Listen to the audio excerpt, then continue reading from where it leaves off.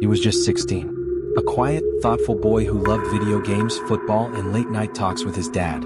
His life was normal, unremarkable by most standards. His biggest worry should have been high school finals or whether he'd make the varsity team next season. But then she entered the picture. Not as a stranger. Not even as a new friend. She became something else. Something closer. His stepmother. By all outward appearances, she was devoted. A wife, a caretaker, a woman trying to build a family with her new husband and his son. Neighbors described her as quiet, polite, even charming at times. But there are some lines that should never be crossed. Lines that once stepped over can never be undone. What started as stolen glances turned into late-night messages. What began as subtle attention escalated into something unthinkable. And soon their relationship would shatter not only a household, but leave one person dead. The question wasn't whether they were hiding something. It was how far she'd go to make sure no one ever found out. This wasn't a moment of passion. This wasn't an accident. This was calculated. Someone wanted the truth erased permanently. The clues?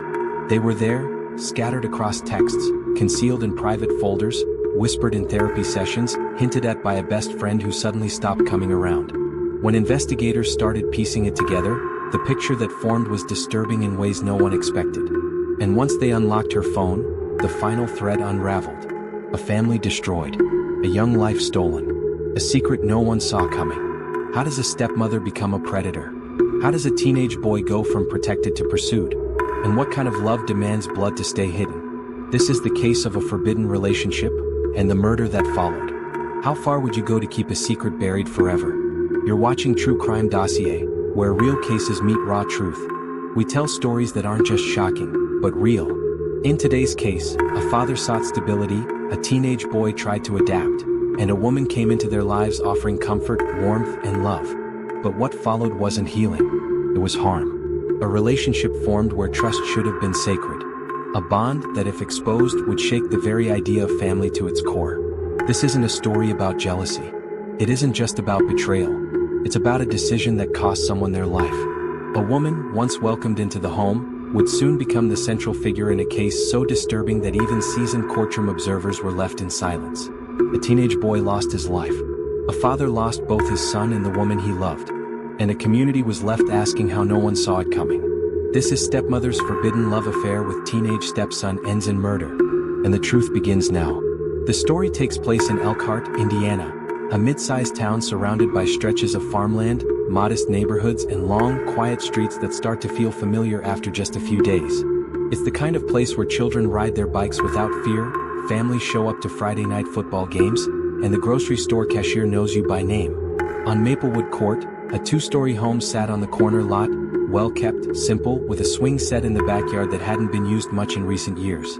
That house belonged to Michael Denton, a 44-year-old auto repair technician and single father, raising his teenage son, Jacob, after a difficult divorce nearly a decade earlier. Jacob Denton was 16. Tall for his age, with light brown hair that constantly fell into his eyes, he was a quiet student but kind. Teachers described him as respectful, shy, and often deep in thought.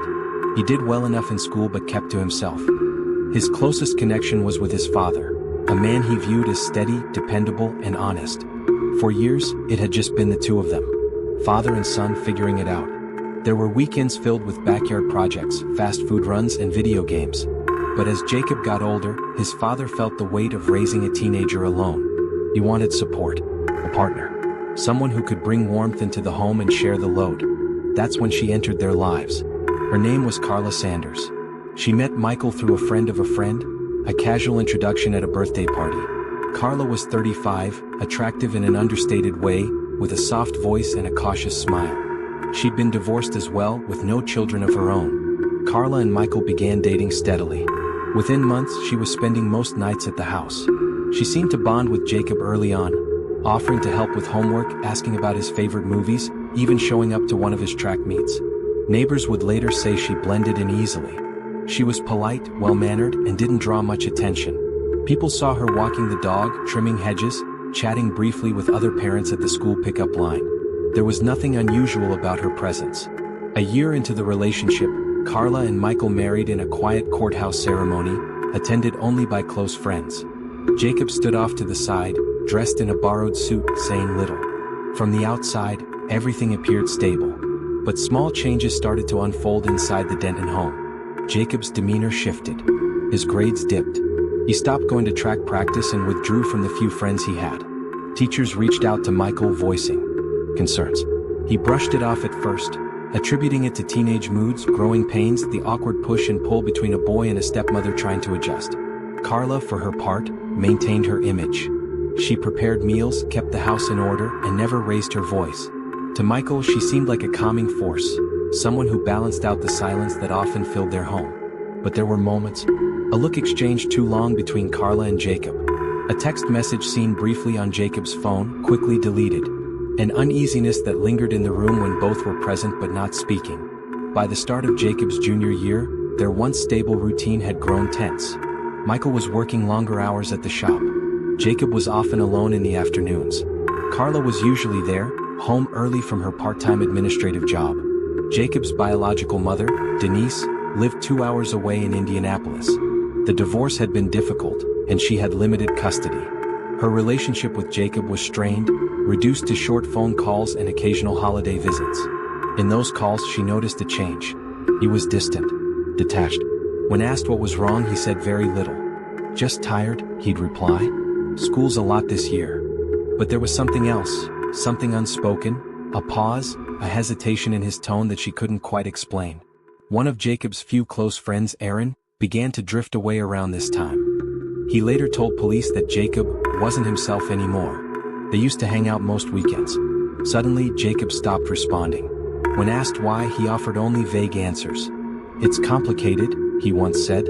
By October, Carla had taken a larger role in the household. She managed the family budget, organized appointments, and even began attending parent-teacher meetings on Michael's behalf. She told Michael she was trying to help to fill the gaps. He trusted her. But the gap between her and Jacob had shifted into something else entirely. He no longer called her Carla. He began calling her by her first name less and less. He barely spoke at all. On the surface, the family maintained their routine. School, work, dinner, television. A typical American household. But quiet doesn't always mean calm. And structure can hide things far more complicated than anyone is willing to admit. Carla kept a private phone. Jacob changed his passwords. And one morning, just before school, Jacob walked into the kitchen, looked at Carla across the counter and said nothing. She smiled. He nodded. They both turned away. It would be the last normal day they ever shared. What followed would fracture everything they had built and leave one person dead. The first real signs came from Jacob's school counselor. During a routine meeting to discuss his academic drop-off, she asked a question he didn't expect. "Is there something going on at home you want to talk about?" He hesitated, bit his lip, looked away. "I'm fine," he said, but his body language told a different story. Over the next few weeks, Jacob's behavior shifted again. He grew more anxious. He started skipping classes. Once outgoing in his computer science club, he withdrew completely. The school called Michael. Carla volunteered to take the call, citing his work schedule. She told the school she was managing it, and that Jacob was adjusting to a difficult year. What no one knew was that she was the reason things were falling apart. The first direct sign of the relationship came from Jacob's phone. One of his classmates, Lucas, saw a message appear on Jacob's lock screen during lunch. A partial preview. "Don't forget what you told me last night. You said it first." Lucas joked about it, thinking Jacob had a girlfriend. Jacob's face changed. He quickly turned off the screen and tucked the phone into his pocket. When Lucas pressed, Jacob denied everything. "It's just a friend," he said. But Jacob began acting differently around Carla. More defensive when his father was in the room. At one point, Michael noticed a brief moment between them. Carla touched Jacob's wrist as he passed her a coffee mug. It was short but too familiar. Weeks later, Jacob left his laptop open on the dining room table. It wasn't locked. Carla had gone to the store. Michael glanced at the screen. He saw a chat app open. It wasn't one Jacob normally used. There were messages. Long threads. Nicknames. Emoticons. One from Carla. "I can't stop thinking about you. Does it make me crazy?"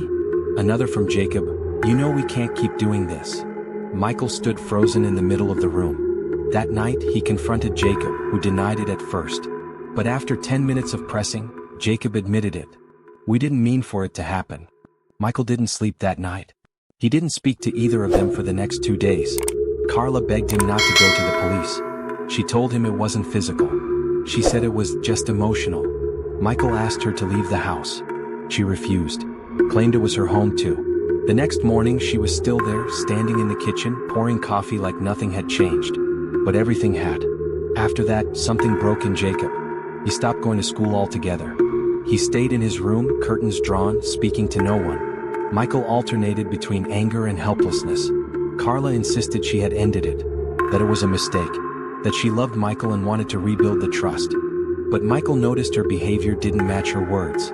She was still slipping into Jacob's room when she thought he wasn't paying attention, still whispering behind closed doors. At one point, Michael installed a door camera on Jacob's room while he was at work. When he checked the footage later, it confirmed what he feared. Carla had entered Jacob's room 3 times that day, each time for over 15 minutes. Michael printed the footage and left it on the kitchen counter. No note, no confrontation. The next morning, the footage was gone. So was Carla. She returned the following night, composed, saying only, "We need to talk." Whatever happened during that conversation was never disclosed to police. Michael refused to speak about it in court. What's known is that less than a week later, he decided to leave the house. He packed a bag and left Jacob in Carla's care, temporarily, he said, just for the weekend. He told a coworker he needed time to think. By Sunday morning, Jacob was dead. It was October 22nd. Jacob had messaged Lucas the night before. The message read, "Something's going to happen. I just want you to know I'm sorry." Carla claimed Jacob had stayed in bed that morning, saying he felt sick. She made oatmeal and left it outside his door. She later told police she knocked twice, but he didn't respond. At 2:11 p.m., she called 911. Her voice was calm. "My stepson isn't breathing," she said. Paramedics arrived within 8 minutes. They found Jacob on his bedroom floor, partially covered by a blanket. His skin was cold. His face had a bluish hue. There were no visible injuries, but his phone was missing. Police noted the absence immediately. Carla claimed he'd lost it days before. The autopsy revealed the cause of death, asphyxiation by obstruction. Jacob had been smothered, either by a pillow or hand. No defensive wounds. No signs of struggle. His fingernails were clean. There were no fibers in his throat. What raised flags immediately was the time of death. The coroner placed it between 11:30 a.m. and 12:15 p.m., hours before Carla placed the 911 call. There was one other anomaly. Trace amounts of a sedative were found in his system, enough to induce drowsiness but not enough to stop breathing on its own. It was a prescription Carla had filled 3 weeks earlier for stress-related insomnia. When questioned, Carla said she had never given it to Jacob, but the pharmacy records showed she had refilled the prescription ahead of schedule. Authorities searched the house. They found the prescription bottle in Carla's purse. It was half empty. What they didn't find was Jacob's phone. Michael returned home that night. Carla met him at the door. She told him Jacob had passed away in his sleep, that paramedics had done all they could. Michael sat on the floor of the living room for nearly an hour. He didn't speak. He didn't move. At 11:52 p.m., he called the police again. This time, he didn't report a death. He asked them to come back. "There's something you missed," he said. The officers returned. Michael handed them Carla's purse. Inside, along with the medication, was a second cell phone. It was locked. The screen had no fingerprints on it. Carla claimed she'd never seen it before, but it was registered under her name. The next day, the device was unlocked. What investigators found wasn't just shocking. It recast the entire narrative. Text, images, audio recordings. A thread of communication that stretched back over 7 months. Some messages were emotional, others explicit. There were references to plans, discussions about being free. A voice memo sent 2 weeks before Jacob's death. "If your dad ever finds out, everything's over. For both of us." One image showed Jacob asleep. The timestamp matched a date when Michael had been away overnight. That was the moment the case shifted. Carla was arrested on October 25th. But the story wasn't finished yet. When police arrived, what they found didn't make sense, until they checked her phone. Carla was taken to the station for formal questioning on October 25th. She did not request an attorney immediately. For the first 4 hours, she answered questions without hesitation. Her demeanor was controlled. She showed no signs of distress. "I didn't do anything," she repeated. "He was sick. I thought he had the flu. According to detectives, she remained composed, answering only in short sentences. No visible emotion when speaking about Jacob. No tears. No signs of confusion.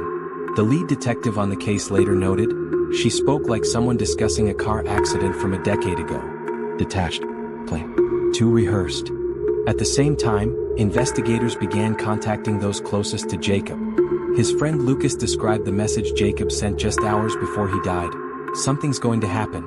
I just want you to know I'm sorry." Lucas said he didn't understand what Jacob meant, not until he heard the news the next day. Jacob's school counselor also provided her notes. She documented 3 separate sessions where Jacob appeared nervous and withdrawn. In one entry she wrote, "Student is fearful. Mention not being able to tell the truth. Not clear if threat is at home or peer-related." The turning point came when police conducted a second search of the Denton residence. This time it was more thorough. They collected electronics, clothing, medication bottles, and paper journals. Carla's computer and tablet were also seized. A forensic tech recovered deleted emails from Carla's inbox. Some were routine, but one stood out. Sent to a personal address registered under a pseudonym, the subject line read, "We have to be more careful." The next phase of the investigation focused heavily on digital evidence. The recovered phone, the second one found in Carla's purse, was submitted for full data extraction. A digital forensic report revealed over 900 text messages exchanged between Carla and Jacob over a 7-month period. More than half were deleted. Some were recovered. Messages varied in tone. Early ones were comforting, maternal. But as time passed, the messages shifted. March 2nd, 11:42 p.m. "You make me feel alive again. Don't pull away from me. Please." May 17th, 2:14 a.m. "He doesn't know. He'll never know. I promise." August 28th, 10:29 p.m. "If this ever gets out, I lose everything. You have to keep this between us." GPS tracking showed that Carla's phone was inside Jacob's bedroom on 11 occasions between midnight and 4 a.m. All on nights when Michael was confirmed to be working overnight shifts. The sedative in Jacob's system, identified as zolpidem, was legally prescribed to Carla. Investigators discovered 2 bottles, one empty, one half-used. Pharmacy logs showed the refill frequency was inconsistent with standard dosage. Toxicology confirmed that Jacob had approximately 4 milligrams in his system, double the recommended dose for adults. A forensic pathologist was consulted. He concluded that Jacob had been semi-conscious at the time of death, based on the lack of resistance marks or struggle indicators. He likely could not fully react to the attack. While the initial autopsy suggested suffocation by physical obstruction, further analysis revealed minor contusions on the upper neck and inner arms, consistent with being held down. Carla's fingerprints were found on the inside of Jacob's bedroom door. That in itself wasn't unusual, she lived in the home. But the prints were fresh, left on the handle hours after she claimed she had never entered the room that day. When confronted, she denied everything. "You're reading too much into it," she told investigators. She was lying. Carla's behavior during the investigation continued to raise red flags.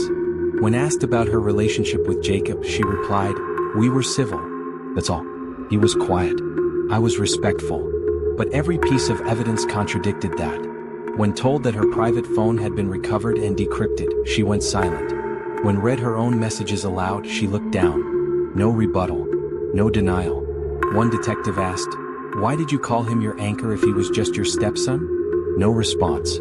The most telling shift occurred during her third interview. Carla stopped answering entirely.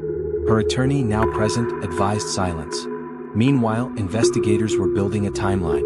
CCTV from a neighbor's doorbell cam showed Carla taking out 2 trash bags on the morning of October 22nd, around 10:50 a.m. She claimed they were from the bathroom. When the trash bags were retrieved from the local facility, forensic analysts found a used latex glove with traces of the sedative and human skin cells underneath the fingertips. DNA matched Jacob. Carla's fingerprints were on the outside of the glove. Additionally, investigators obtained security footage from a local store showing Carla purchasing a twin-size sheet set and gloves 2 days before Jacob's death. The items matched those used in the room at the time of his death. These discoveries shifted the case from suspicion to confirmation. Michael Denton provided a statement under oath. He admitted he had grown suspicious weeks earlier. He said Carla's presence in the home had become unnerving. They were too quiet around each other, he said, like people with something to hide. He spoke of finding Carla outside Jacob's door at 2 a.m. She said she was checking on him. I didn't believe her. The final turning point came when Michael revealed he had found Carla's backup phone in the garage, tucked inside an old shoebox. It had been wiped, but a recovery tool extracted fragments.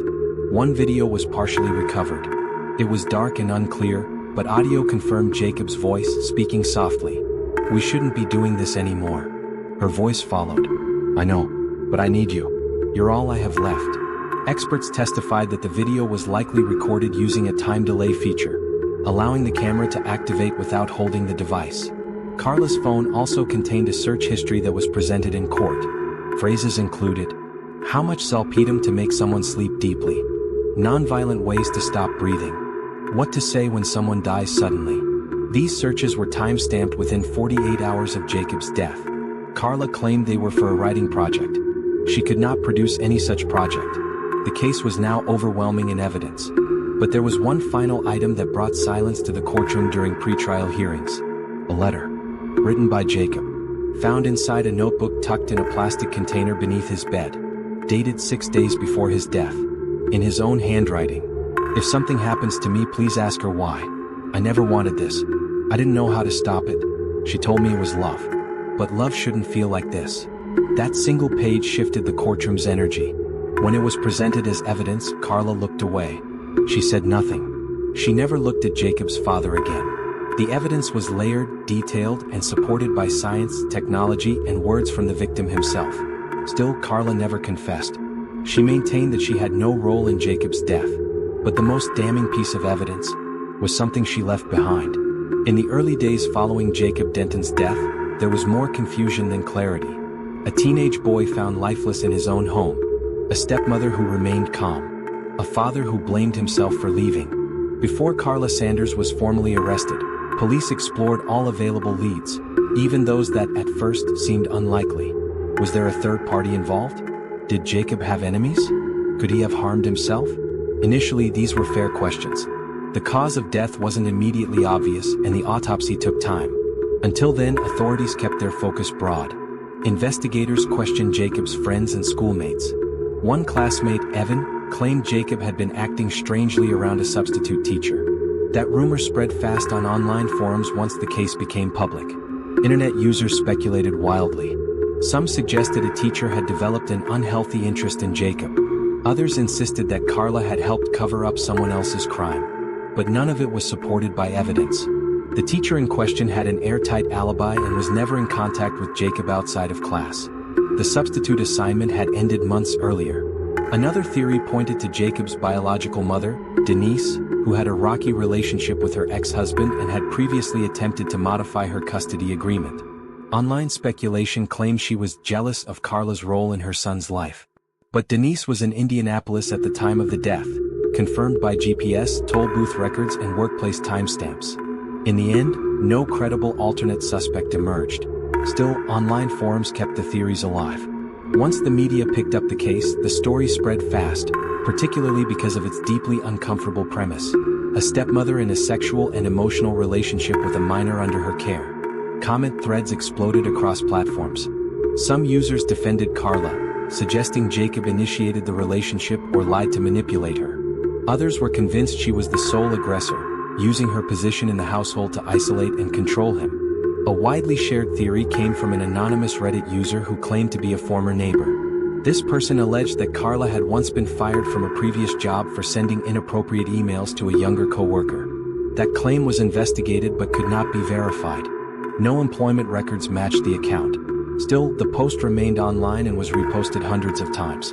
Another theory posited that Michael himself may have suspected the affair much earlier, and that his silence was part of a delayed response to shame and fear of public scrutiny. There was no evidence he knew about the relationship before discovering the messages on Jacob's computer. His cooperation with law enforcement was consistent and timely. Yet, these ideas shaped public discourse. Talk shows and podcasts debated her motive. Was it seduction? Was it delusion? Was she living out some twisted fantasy? Or was she simply trying to fill a void left by a life she felt had slipped out of control? Several experts later weighed in on Carla's behavior. A clinical psychologist who reviewed court transcripts suggested that Carla exhibited classic signs of boundary distortion. an inability to separate emotional dependency from romantic attachment. In one analysis submitted to the prosecution, a forensic consultant described her actions as a progression from inappropriate emotional reliance to physical transgression, motivated by loneliness, fear of abandonment, and misplaced affection. But there was more to it than that. Text messages showed that Carla often positioned herself as both victim and protector, blaming Michael for being emotionally distant while portraying herself as the only one who truly understood Jacob. April 18, 2024, "You're the only person who sees me. I can't go back to being invisible." June 9, 2024, "If he loved us, he'd understand. We don't need him to be happy." These weren't just the words of someone overwhelmed. They reflected a calculated redirection of loyalty. Experts pointed out that Jacob, still emotionally and neurologically developing, may have felt trapped between loyalty to his father and entanglement with his stepmother. That imbalance of power mattered, and it framed the case not as a romance gone wrong, but as a pattern of control and manipulation. One psychiatrist testified that Carla may have suffered from untreated personality traits marked by emotional dependency, lack of self-regulation, and an unhealthy fixation on validation.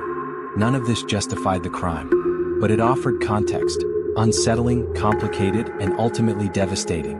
The prosecution leaned heavily on one central theme: control. Carla's messages, actions, and planning all pointed to someone unwilling to be left behind.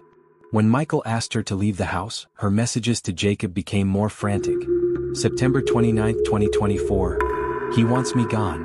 If I leave, we lose everything. Don't let him win."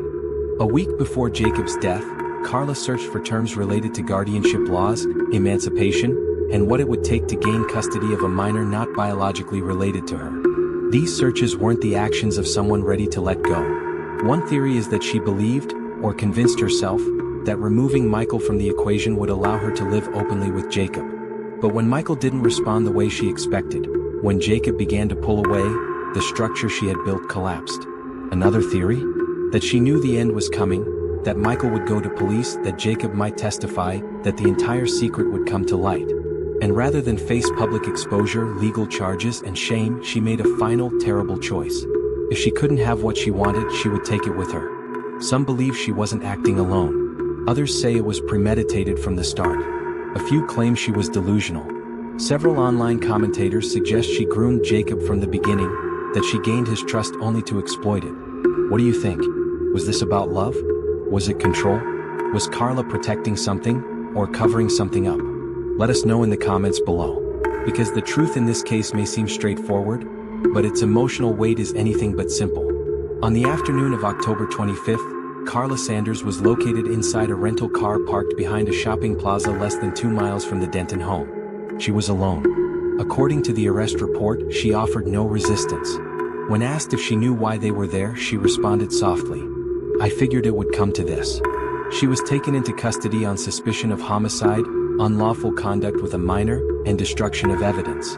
During her initial processing, Carla refused to answer further questions. She requested legal counsel and was placed in county jail without bond. Her mugshot was released the next morning and quickly spread across news platforms. Her expression was neutral, unreadable. The case moved quickly through pretrial hearings. The judge denied bail, citing the severity of the charges and the weight of the digital and forensic evidence. A grand jury reviewed the case in early November and issued a formal indictment on all counts. Carla entered a plea of not guilty. Her defense argued she had no intent to harm and described the relationship as emotionally confused, but not abusive. They claimed Jacob had been troubled and that the sedative found in his system could have been self-administered. The prosecution pushed back hard, presenting a detailed account of grooming, control, and premeditated action. She had every opportunity to walk away, the prosecutor said. Instead, she planned. She concealed. She crossed every boundary until only one remained: life itself. Michael Denton attended each hearing, often seated alone, surrounded by members of the press. He never addressed the cameras. In court, he watched silently from the gallery. The trial began on March 6th of the following year. It lasted 13 days. The courtroom was filled daily, journalists, legal observers, and local residents who had followed every update. Sketches from inside the courtroom later showed Carla seated behind her attorney, hands folded, eyes forward. She spoke only when addressed. The jury consisted of 6 men and 6 women. During opening statements, the prosecution presented a methodical summary. A trusted adult used her position to violate and manipulate. The digital records that revealed control and escalation. A victim who showed signs of fear, confusion, and entrapment. The prosecution called 24 witnesses. Among them, a digital forensic analyst who confirmed the data recovery from both phones. The lead detective who testified to Carla's shifting stories and refusal to acknowledge clear evidence. A psychologist who explained how grooming can be masked by affection. The most emotional moment came on day 7. Michael Denton took the stand. His testimony lasted nearly 2 hours. He spoke of raising Jacob alone, of his hopes for their future, of his regret in trusting Carla. "I brought her into our home," he said. "I let her get close. I didn't think I had to protect my son from someone who said they loved us both." When asked about the last time he saw Jacob, his voice broke. He said goodnight. He told me he was tired. I didn't know it would be the last time. No one in the courtroom spoke for several minutes after he left the stand. Carla's attorneys tried to redirect blame toward emotional confusion. They suggested Jacob had developed an attachment and that Carla had been unable to stop it. They claimed the text messages lacked full context. They called only 3 witnesses. None of them could refute the forensic evidence or explain the search history found on Carla's devices. During closing arguments, the defense shifted tactics slightly, urging the jury to focus on the possibility of unintentional death, suggesting voluntary manslaughter instead of murder. But the evidence, digital, physical, testimonial, had formed a consistent story. One juror later told reporters, "It wasn't a mistake, it was a decision. You could feel it in every message, every deleted photo, every lie." On March 19th, the jury returned a unanimous verdict, guilty on all counts. The sentencing phase began the following week. Prosecutors asked for life in prison without parole. Carla's defense requested leniency, citing her lack of prior offenses and claimed mental health struggles. The judge didn't hesitate. "You violated trust at every level. You didn't just take a life. You exploited one that depended on you for safety. For that, there can be no leniency." Carla Sanders was sentenced to life in prison without the possibility of parole. She was transferred to Indiana Women's Prison in Indianapolis. She did not look back as she was led from the courtroom. Media outlets across the country ran the story. Headlines used phrases like "stepmother betrayal," "teen love turned deadly," and "hidden obsession ends in tragedy." Community response was a mix of sorrow and disbelief.